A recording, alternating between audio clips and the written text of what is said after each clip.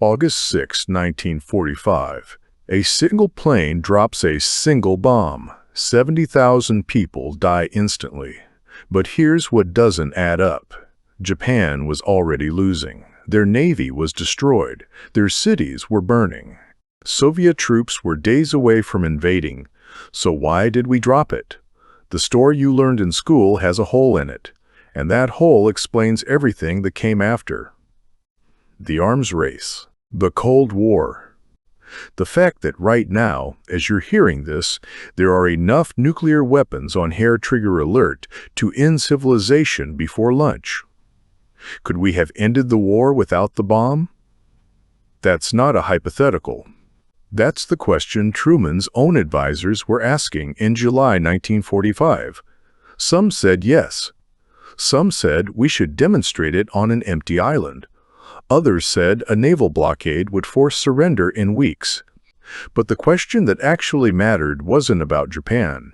It was about Moscow. Let's go back to where this actually starts. Not August 1945. Not even 1942. The story begins in 1938 in a laboratory in Berlin. Two German chemists, Otto Hahn and Fritz Strassmann, split a uranium atom. They don't fully understand what they've done. They send their results to a former colleague, Lise Meitner, who's fled to Sweden to escape Nazi persecution. Meitner does the math. She realizes that splitting the atom releases enormous energy that could theoretically be weaponized. News travels fast. Within months, physicists around the world grasp the implications. If you could split enough atoms in a chain reaction, you could create an explosion unlike anything in human history. And if Germany, now at war with most of Europe, figured this out first, the consequences would be catastrophic. This is the fear that drives everything. In August 1939, Leo Szilard, a Hungarian physicist who escaped the Nazis, convinces Albert Einstein to sign a letter to President Roosevelt. The letter is 2 pages long. The warning is simple. Germany might be building an atomic bomb. Roosevelt reads it.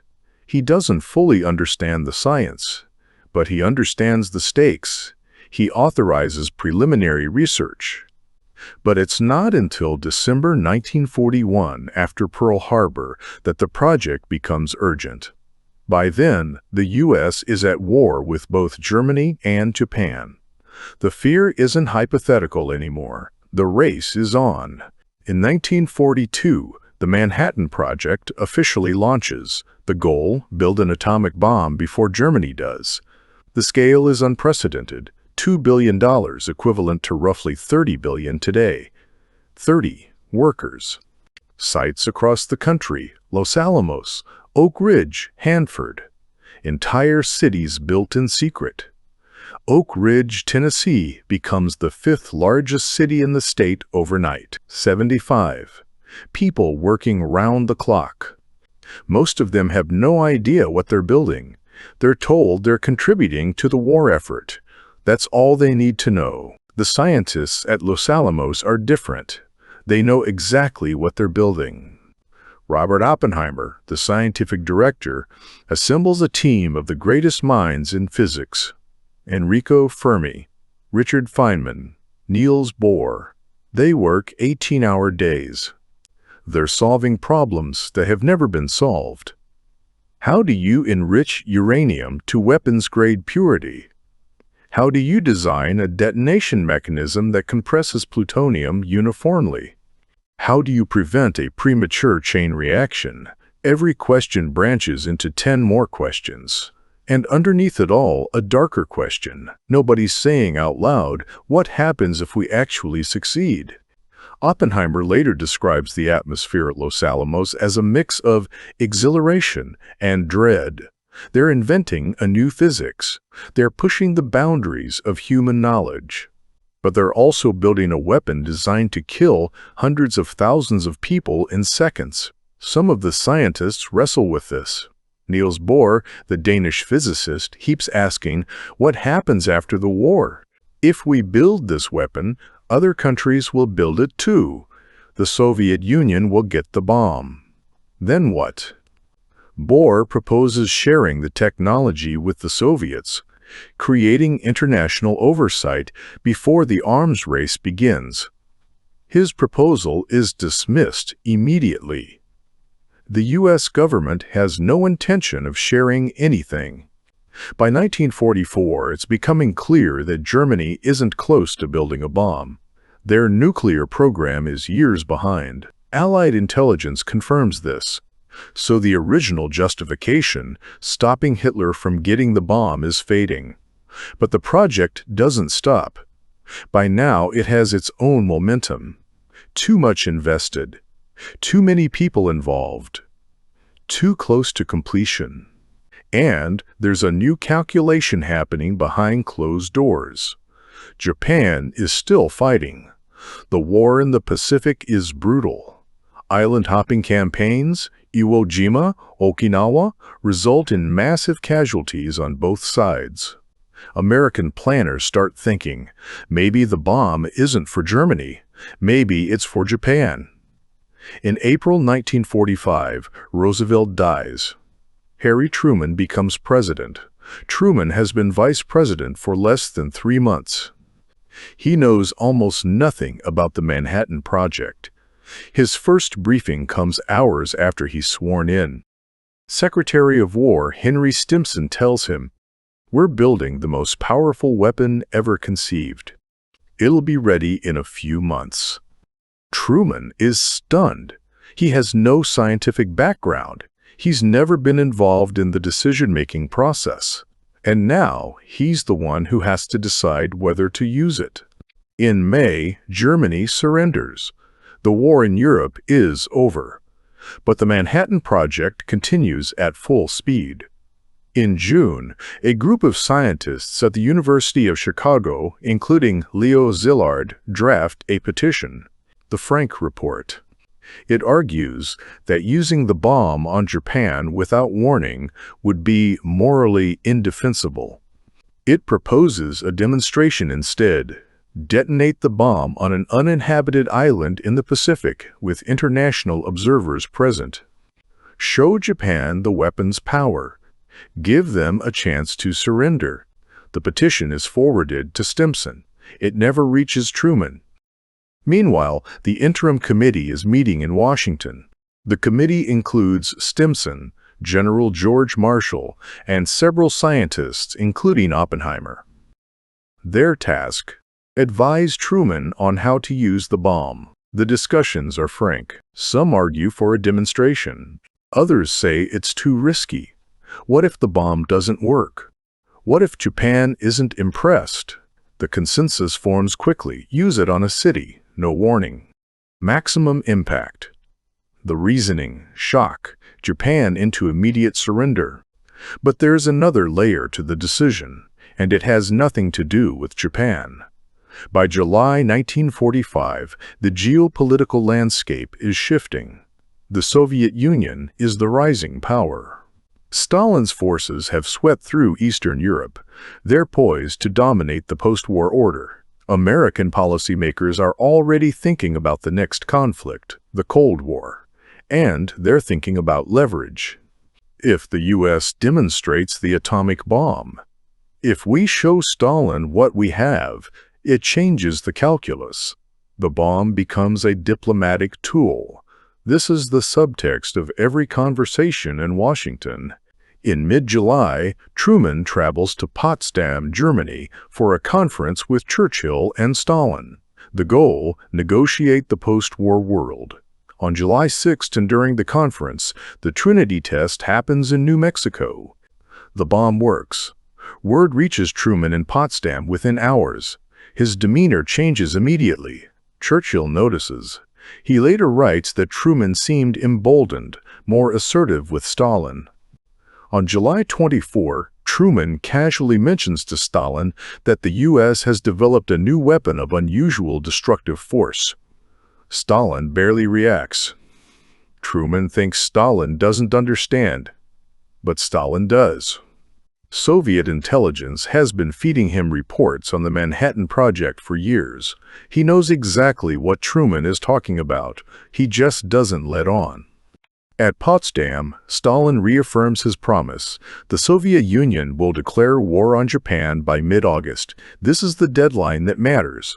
Once Soviet troops invade Manchuria, Japan's position becomes untenable. They'll have enemies on two fronts. Surrender will be inevitable. But if the Soviets help defeat Japan, they'll demand concessions, territory, influence, occupation zones. Truman wants to avoid that. He wants Japan to surrender to the U.S. alone, and he has less than 3 weeks to make it happen. Back in Washington, final preparations are underway. A list of target cities is drawn up.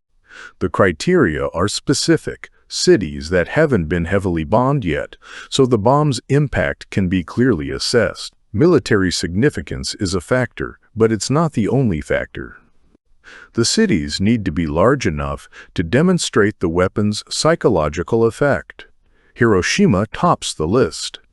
It's a port city, military headquarters, industrial production. Population, 350,000. Kyoto is also considered. It's Japan's cultural capital, temples, historical sites. Stimson removes it from the list personally. He's visited Kyoto. He knows destroying it would create lasting resentment. Nagasaki becomes the alternate target. On August 6, everything is ready. The weather over Hiroshima is clear. The Enola Gay A-B-29 bomber takes off from Tinian Island at 2:45 a.m. On board, 12 crew members and 1 bomb. Little boy. A uranium-based weapon, 10 feet long, 9 pounds. It's never been tested. The Trinity test used a plutonium design. The uranium bomb was considered reliable enough based on theory alone. The crew doesn't know if it will work. At 8:15 a.m., the bomb bay doors open. Little boy drops. 43 seconds of freefall. Then detonation. 1 feet above the city. The reason for the altitude is simple. An airburst maximizes the blast radius and thermal effects. A ground detonation would create a deeper crater but less widespread destruction. The goal is maximum casualties. At ground zero, the temperature reaches 6 degrees Celsius in a fraction of a second. Everything within 500 meters vaporizes. People, buildings, trees. All that remains are shadows, silhouettes burned into stone by the thermal radiation. The light is brighter than the sun. People 10 miles away see the flash. Then comes the shockwave. It travels outward at supersonic speed, flattening everything in its path. Within 1 mile, every structure collapses. Fires ignite across the city. Wood, paper, fabric, everything combustible bursts into flames simultaneously. The fires converge into a firestorm. Wind speeds reach 60 miles per hour, pulling oxygen into the flames. People who survive the initial blast are trapped. They burn alive. They suffocate. They're crushed by collapsing buildings. Within minutes, the entire city is burning. From the air, the crew of the Enola Gay sees the mushroom cloud forming. It rises 6 miles into the sky. Co-pilot Robert Lewis writes in his journal, "My God, what have we done?" On the ground, survivors describe a scene beyond comprehension. The silence comes first. All sound seems to vanish, a pressure vacuum created by the blast. Then, gradually, the sounds return. Crackling fire. Distant screams. The wind. People wander through the ruins, their skin hanging in sheets. They're burned so badly, they're unrecognizable. Many head toward the rivers, desperate for water. The rivers fill with bodies. Others collapse in the streets. Medical personnel are overwhelmed. There's no precedent for this kind of injury. burns that cover entire bodies, blast trauma, shrapnel wounds. And then, within hours, something else begins. Radiation sickness. People who weren't injured in the blast start vomiting. Their hair falls out. Their gums bleed. They don't understand what's happening. Neither do the doctors. By the end of the first day, 70 are dead. But the dying doesn't stop. Over the following days and weeks, the death toll climbs. Infections spread through wounds. Internal organs fail. Blood cells stop reproducing. People who seemed fine immediately after the blast die suddenly. By the end of 1945, the death toll reaches 140,000. In Washington, Truman receives the news. The bomb worked. He issues a public statement. 16 hours ago, an American airplane dropped one bomb on Hiroshima. It is an atomic bomb. It is a harnessing of the basic power of the universe. He frames it as a military necessity, a way to shorten the war, a way to save American lives. But in private, some of his advisors are uneasy.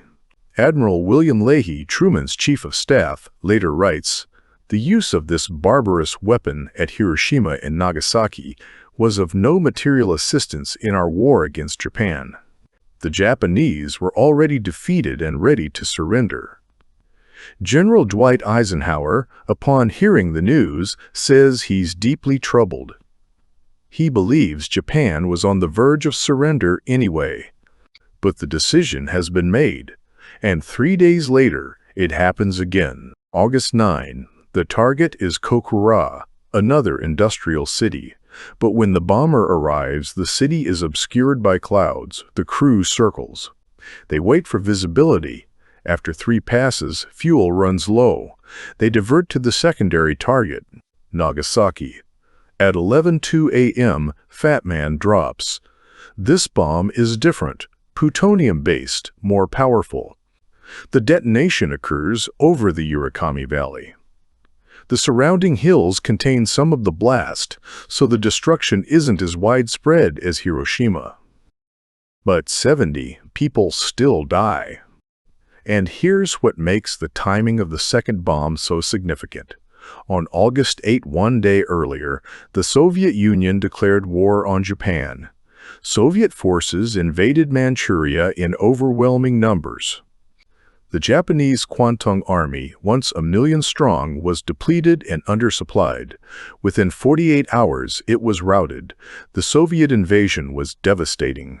Japan's military leaders knew the war was over. The Supreme Council met in emergency session. Half the council wanted to surrender immediately.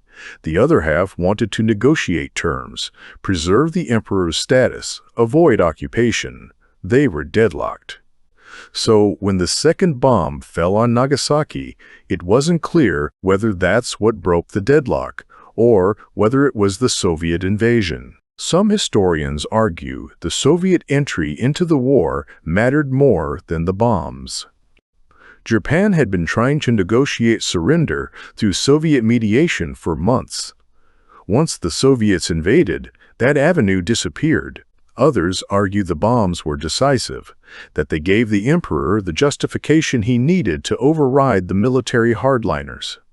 The truth is probably both. On August 10th, Japan sends a message through neutral Switzerland. They're willing to surrender, provided the emperor remains. Truman accepts, with one condition: the emperor will be subject to the authority of the Allied Supreme Commander. On August 15, Emperor Hirohito addresses the nation by radio. It's the first time most Japanese people have heard his voice. He speaks in formal, archaic court language that many can't fully understand. He doesn't use the word surrender. He says, the war situation has developed not necessarily to Japan's advantage. He mentions a new and most cruel bomb, but attributes the decision to end the war to a desire to avoid the total extinction of human civilization. It's vague, but the message is clear. Japan has lost. The war is over. American forces begin landing in Japan within days. The occupation begins. General Douglas MacArthur oversees the transition. The Japanese government cooperates fully. There's no guerrilla resistance, no prolonged insurgency. The surrender is total. And in the ruins of Hiroshima and Nagasaki, survivors begin trying to rebuild. They're called hibakusha, explosion-affected people. Many face discrimination. There's a stigma, a fear that radiation exposure is contagious, that children born to survivors will be deformed. Some of these fears are rooted in reality. Radiation does cause genetic damage, but the stigma goes beyond medical concerns. It becomes a mark of shame, a reminder of Japan's defeat. For decades, many hibakusha stay silent about their experiences. But over time, some begin to speak. They become witnesses. They testify before the United Nations. They travel the world, showing photographs, telling stories. Their message is simple: this must never happen again. But while they're advocating for disarmament, the opposite is happening. The nuclear arms race is beginning. In 1949, the Soviet Union detonates its first atomic bomb. Truman is shocked. American intelligence predicted the Soviets wouldn't have the bomb until the mid-1950s. But Soviet scientists, aided by espionage and their own brilliance, accelerated the timeline. The nuclear monopoly is over, and the calculus changes. The U.S. responds by developing the hydrogen bomb, a weapon orders of magnitude more powerful than the bombs dropped on Japan. The Soviets follow suit.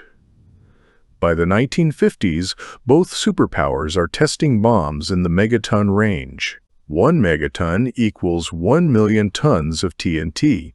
For comparison, the Hiroshima bomb was about 15 kilotons, 15,000 tons. The new weapons are 1,000 times more powerful, and they're building thousands of them. The doctrine shifts. It's no longer about winning a war. It's about deterrence. The idea, if both sides have enough weapons to destroy each other completely, neither side will start a war. Mutually assured destruction. MAD. The logic is coldly rational. You can't win a nuclear war, so you don't start one.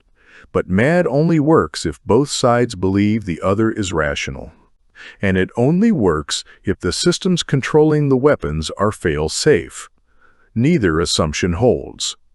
Throughout the Cold War, there are dozens of close calls. In 1962, the Cuban Missile Crisis brings the world to the brink. Soviet missiles in Cuba, American missiles in Turkey, both sides on high alert. At the height of the crisis, a Soviet submarine cut off from communication with Moscow is depth-charged by U.S. destroyers. The submarine captain thinks war has started. He orders a nuclear torpedo launch. Soviet protocol requires 3 officers to authorize the launch.